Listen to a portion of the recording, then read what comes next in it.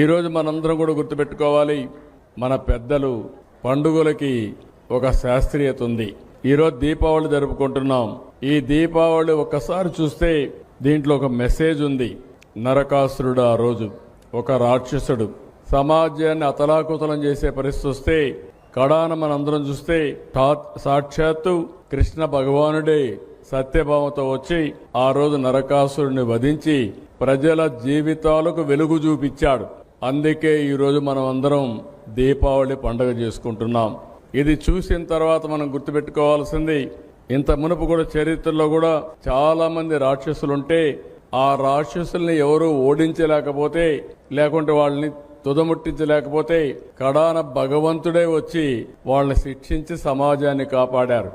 అలాంటి రాక్షసుడే మనం చూస్తే 1924లో ఈ రాష్ట్రాన్ని పట్టి పీడిస్తా ఉంటే ప్రజలే ముందుకొచ్చి మేము నిమిత్త మాత్రులం, నేను గాని మా మిత్రులు పవన్ కళ్యాణ్ గారు గాని బీజేపీ గాని 3 పార్టీలు కూటమి పెట్టుకొని మేము మీ ముందుకు వస్తే ప్రజలు మీరు స్పందించారు.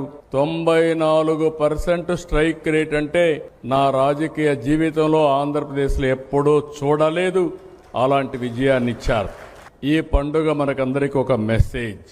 ఆ మెసేజ్ ఏంటంటే ఎప్పుడు కూడా ఈ యొక్క చెడు ఉంటే ఆ చెడుని ఖండించడానికి చరిత్రలో కూడా అనేక సంఘటనలు జరిగినప్పుడు మళ్ళా అలాంటి సంఘటనలు పునరావృతం కాకుండా ఉండాలంటే ప్రతి నిమిషం మీలో కూడా గుర్తుపెట్టుకోవాల్సిన అవసరం ఉంది.